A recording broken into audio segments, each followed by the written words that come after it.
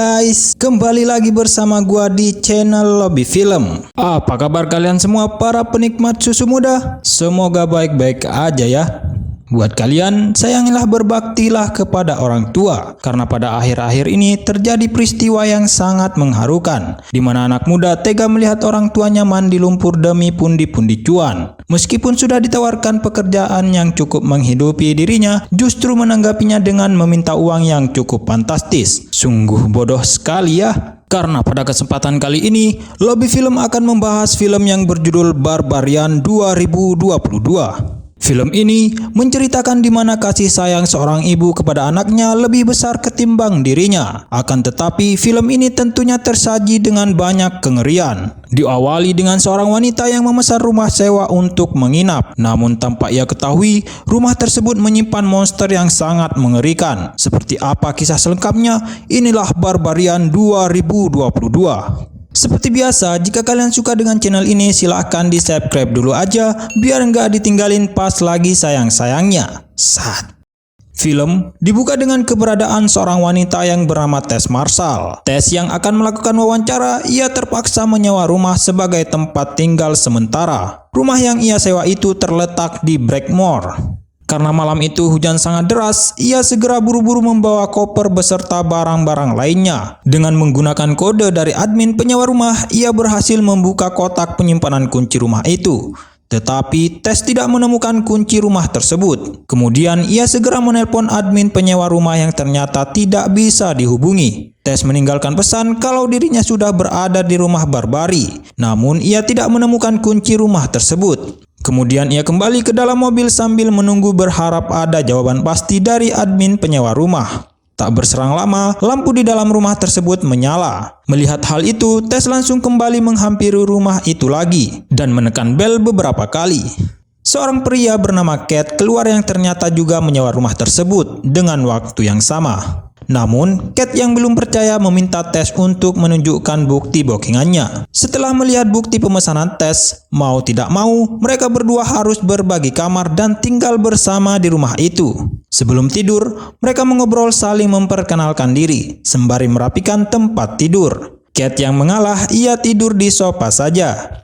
Sikap Cat yang sangat hangat membuat Tess merasa tersipu. Gini nih perempuan kalau dikasih perhatian langsung terbawa perasaan.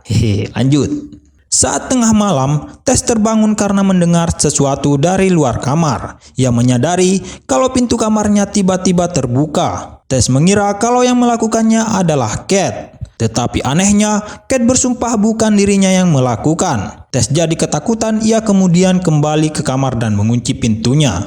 What are you doing? Keesokan paginya, Tess yang terbangun hampir terlambat untuk datang interview. Ia langsung bergegas menyiapkan diri. Cat yang sudah bangun dan pergi dari awal menitipkan pesan kalau kunci rumahnya simpan di kotak penyimpanan depan pintu saja dan mereka akan bertemu kembali nanti sore. Cat juga memberi semangat kepada Tess semoga sukses dalam wawancaranya. Dalam perjalanan, Tess terkejut melihat lingkungan tempat tinggalnya, yang ternyata ia menyewa rumah berada di tengah-tengah perumahan yang sudah roboh dan tak berpenghuni lagi. Setelah selesai wawancara yang cukup panjang, Tess bilang kalau dirinya tinggal di dekat Blackmore. Mendengar hal itu, Catherine terkejut dan bilang kalau Tess seharusnya tidak menginap di daerah tersebut. Catherine juga menasihatinya agar selalu berhati-hati selama menginap di sana. Kemudian Tess kembali pulang ke rumah. Anehnya, ia tidak melihat satu orang pun. Saat hendak mau masuk, tiba-tiba ada seorang pria asing berlari ke arahnya dan berkata untuk tidak masuk ke rumah itu lagi. Tess yang mengira pria aneh tersebut akan melukai dirinya, kemudian ia langsung menelpon polisi terkait laporan pria asing yang akan menyerangnya.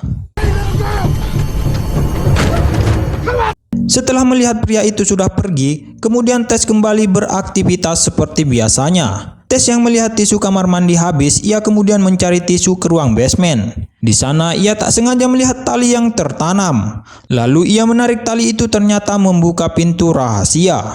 Penasaran dengan ruangan yang sangat gelap tersebut, ia pun punya akal. Tess menggunakan kaca dan memantulkan cahaya ke arah ruang yang gelap itu. Kemudian ia masuk ke lorong bawah tanah tersebut. Di sana ia menemukan kamar kecil dilengkapi ranjang serta kamera. Tak hanya itu, Tess juga menemukan ember yang tampak terlihat bekas darah telapak tangan.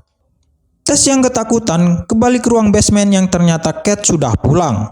Untung saja Cat mau menolong dan membukakan jendela ruang bawah tanah itu. Kemudian Tess memberikan kunci rumah itu kepada Cat. Dengan tubuh yang masih ketakutan, Tess mengajak Cat untuk segera pergi dari rumah tersebut karena Tess merasa mereka berdua dalam bahaya.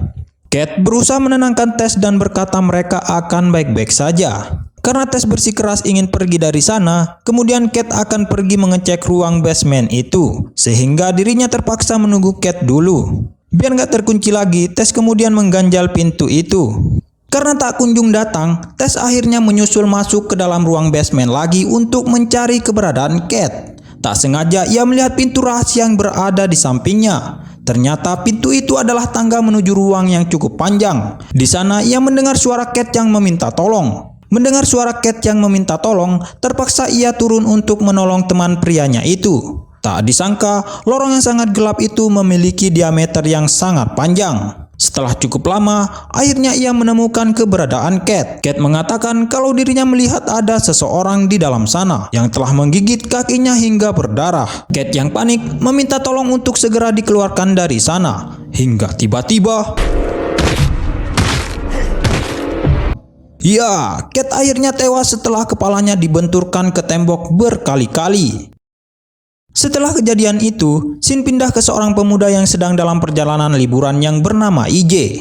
IJ dituduh melakukan pemerkosaan terhadap lawan mainnya Melissa. Karena kasus tersebut, sampai akhirnya ia kehilangan kontrak kerja. Kemudian IJ menyewa pengacara untuk membelanya di sidang pengadilan nanti.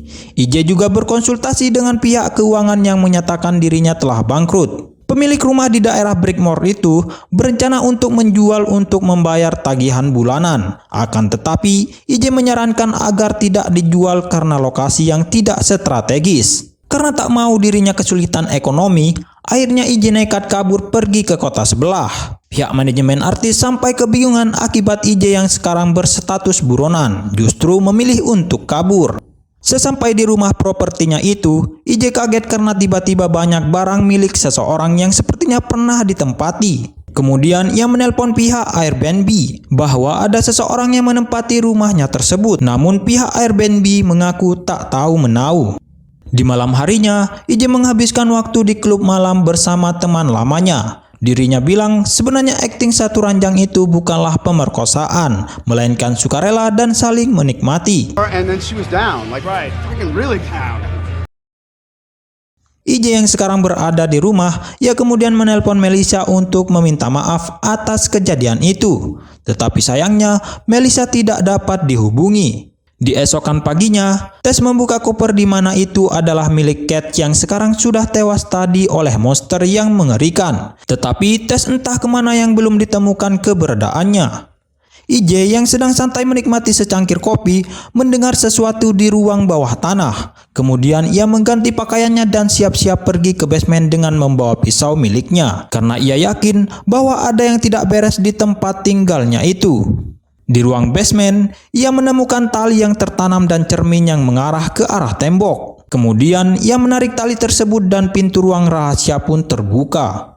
Setelah memeriksa ruang rahasia itu, ia tidak menemukan siapa-siapa di sana. Lalu ia bergegas kembali naik untuk mencari tahu cara menjual rumah yang ada ruang bawah tanahnya. Namun sebelum menjualnya, ia harus terlebih dulu mengetahui luas ruangan tersebut. Kemudian ia mengukur setiap sudut ruangan. Sampai akhirnya ia menemukan pintu lain yang menuju ruangan yang sangat panjang, jauh di bawah rumahnya. IJ terus menghitung panjang tangga yang memiliki panjang sampai 2,7 meter ke bawah. Sesampai di ruang dasar, ia terus menghitung panjang lorong hingga dirinya menemukan kamar kecil yang terang dilengkapi TV yang menyala. TV itu menyiarkan cara merawat bayi. Akan tetapi, meteran yang dipegangnya seperti ada yang menarik, sehingga membuat dirinya siap-siap akan menyerang dengan menggunakan pisau badut tersebut.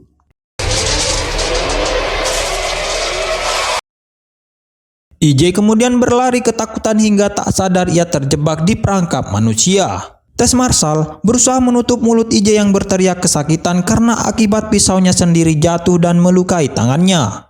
Kemudian cerita beralih ke beberapa tahun yang lalu. Bapak yang keluar rumah ini bernama Frank. Ia merupakan pemilik rumah jauh sebelum IJ memilikinya. Dulu daerah Destroy Chicken itu masih terbilang padat penduduk layaknya perumahan biasa. Terlihat IJ sedang pergi berbelanja ke sebuah swalayan terdekat guna untuk membeli keperluan bayinya. Setelah mendapatkan yang ia butuhkan, Frank sempat mengikuti seorang janda yang ada di komplek itu. Ia kemudian segera memakai pakaian petugas PLN-nya. Sampai di rumah janda itu, Frank berpura-pura layaknya petugas PLN. Setelah Frank melepaskan kunci jendela kamar mandi wanita itu, ia pun pergi dan meminta wanita tersebut dapat menghubunginya kembali jika ada kendala. Sepertinya ada rencana buruk akan dilakukan Frank. Lanjut, di rumah, Frank sempat bertemu dengan tetangganya yang bernama Dob. Dob bilang kalau dirinya akan menjual rumahnya karena lingkungan rumah itu telah rusak. Lalu Frank hanya menjawab dia tidak akan pindah dan selamanya akan tetap tinggal di rumah itu. Di dalam rumah, sepertinya ada suara teriakan perempuan di ujung sana. Kemudian kembali ke masa sekarang, di mana Tess membantu mengikatkan luka IJ menggunakan kain. Tess bilang jangan berteriak dan tetap tenang saat monster itu datang. Akan tetapi, IJ masih kebingungan bertanya apa yang terjadi. Saat monster itu mendekat, ia langsung menyodorkan minuman kepada IJ, seolah-olah ia akan merawat tawanannya. Tess memohon agar IJ mau meminum dot itu karena jika tidak, monster akan marah. Akan tetapi, IJ yang masih kebingungan enggan dan menolak tawaran itu. Berbeda dengan Tess, ia langsung meminum minuman kotor itu dan menelannya. Karena IJ telah menolak dot dari monster itu, tiba-tiba sungguh aneh, rupanya wanita itu sepertinya menyayangi Tess layaknya bayi. Seperti yang dikatakan Tess, monster itu marah kepada IJ karena sudah menolak minumannya. Lalu IJ diseret ke dalam kamar bayi dan memaksa IJ minum dari buah dada monster mengerikan itu. Melihat kesempatan itu, Tess tak tinggal diam, ia kemudian memanfaatkan keadaan. Tess juga sempat melihat bagaimana IJ diperlakukan oleh monster gila itu.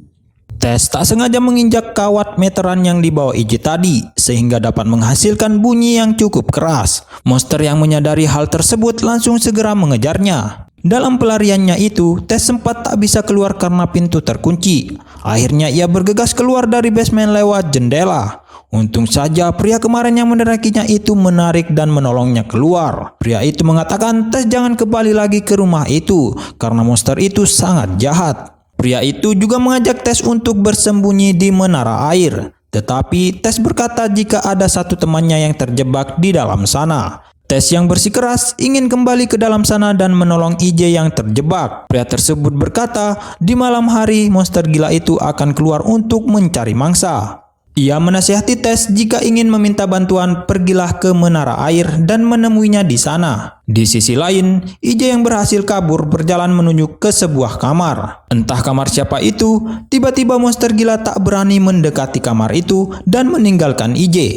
Di dalam kamar, IJ menemukan peralatan rumah tangga beserta alat lainnya. Di tempat lain, Tess pergi ke sebuah swalayan untuk mencari bantuan dan menelpon polisi. Sementara IJ tak sengaja melihat kain seperti pakaian janda yang diculik Frank tadi. Di sana IJ juga melihat bapak tua yang sedang berbaring di ranjang itu. Ternyata ia adalah Frank, di mana masa mudanya Frank psikopat para janda muda. Polisi yang sekarang di lokasi, Tess meminta segera menggeledah rumah kosong yang berada di Blackmore itu.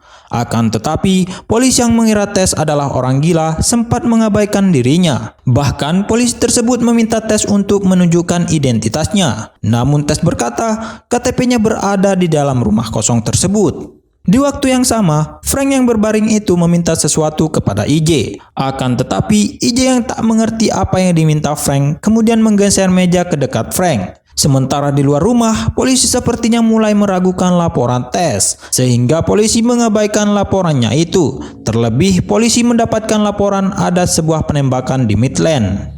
Kembali ke IJ, Di sana ia melihat banyak kaset dengan judul yang berbeda. Tentu saja itu merupakan rekaman kejadian para korban psikopat Frank. Karena hari mulai menggelap, Tess memberanikan diri mengambil kunci mobil dengan memecahkan kamar jendela rumah. Setelah berhasil, Tess segera kembali ke dalam mobil. Sementara IJ yang baru selesai menonton film kekejaman Frank terhadap para janda muda dikagetkan karena tiba-tiba Frank menodongkan pistol dan menembak kepalanya sendiri. Tess yang sekarang akan pergi dikagetkan dengan kemunculan monster yang mengerikan itu. Ketika monster itu akan menyerang, Tess segera menabrakkan mobilnya hingga monster itu kepental di tembok seolah-olah ia sudah mati. Kemudian Tess keluar dari mobil dan berniat menolong IJ. Tess tak lupa mengganjal pintu basement. Dengan membawa senter, ia turun melewati tangga. IJ yang ketakutan mengambil pistol untuk berjaga-jaga. Saat mendengar suara langkah, tiba-tiba IJ menembakkan pistolnya. Akan tetapi, tembakannya justru melukai Tess karena ia mengira itu adalah monster gila. Untung saja, peluru itu nyasar ke bagian pinggang Tess sehingga Tess masih bisa sadar. Lalu IJ membawanya pergi keluar. Akan tetapi, Tess kaget karena monster yang telah ia tabrak tadi sudah menghilang. Mereka pun segera pergi ke menara air. Di tempat persembunyiannya, Andre menceritakan siapa monster itu yang sesungguhnya. Ternyata monster itu sudah tinggal di rumahnya selama lebih dari 40 tahun. Wanita itu adalah anak Frank, pemilik rumah sebelum IJ memilikinya. Frank dulu sering membawa janda buronannya ke dalam rumah dan beranak pinak di sana. Keturunan Frank menikah satu sama lain hingga menghasilkan anak yang cacat dan mendiami ruang bawah tanah. Andre menyarankan mereka tetap tinggal di sini sampai pagi tiba dan berjanji akan membawa mereka ke kota. Pria itu juga meyakinkan bahwa tempat ini aman karena monster itu tak pernah berani ke tempat ini. Tiba-tiba,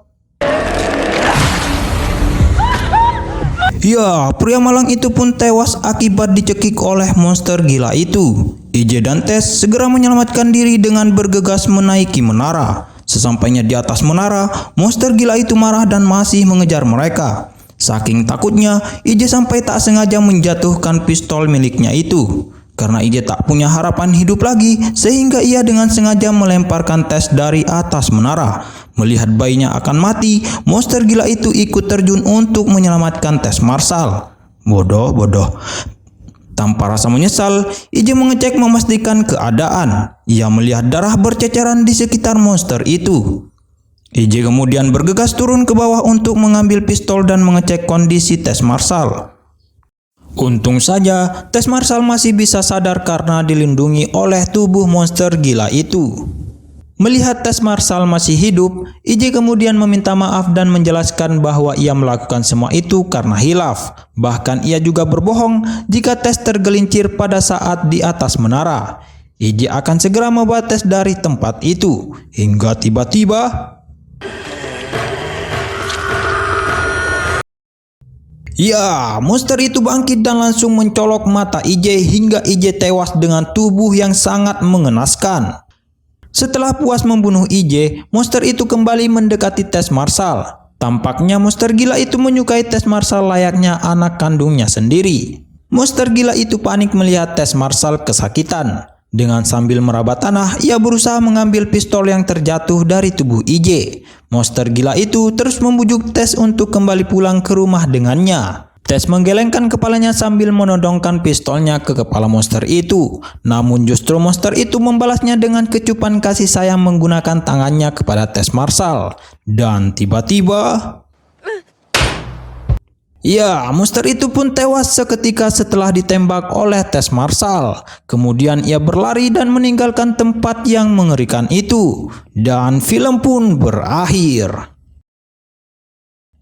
Gimana? Sungguh mengerikan bukan? Film yang berjudul Barbarian ini merupakan film horor asal Amerika tahun 2022.